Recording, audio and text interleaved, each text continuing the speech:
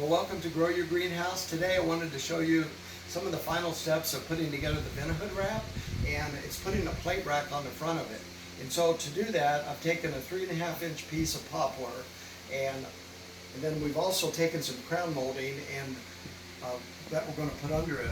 But what I've done on the poplar was I've rabbited out in the inside corners so that it can go on top of this rail, and that is set like this.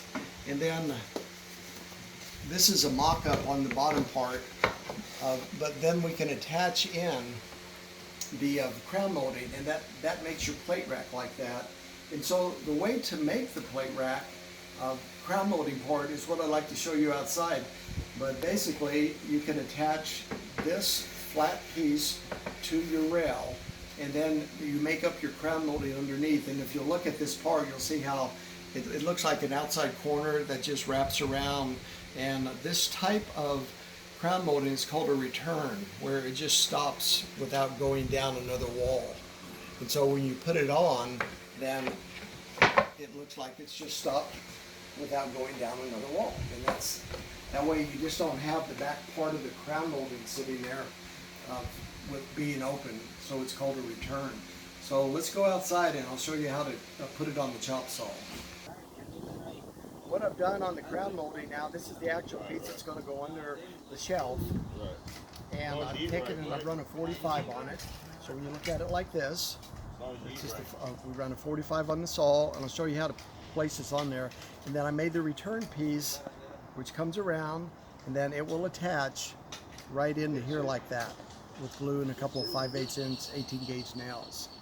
How to cut this? You go ahead and put it on your saw so that this is against the fence, just like it would be up on the wall if you were putting it on for ground molding. And then you cut your 45 for this side, for the left side, and then the piece goes on and we glue it in place just like that. And when that's glued on and glued in place, then it has a real nice finished look. And I wanted to show you the other side now. See, the other side, when we cut that, let me show that to you when we come right back. Yeah, and so we've already cut the outside corner that actually wraps this side of the crown molding. And to finish it off, you want to take and draw your line with your speed square all the way down the back of it to line up right at the bottom where that of the bottom straight line is right here. And then you cut that off right there, and that's your return piece. And so then you have your 45 cut in it, and then you've got your 90 on the return. And I forego the jig because we do this so much. You just have to get it to where it's flat, and when you're making your returns, and it's usually very accurate, and you got a nice piece. So let me cut this real quickly, and then we'll put it together and I'll show you what it looks like. So you want to make sure that you cut it off all the way, prop clear.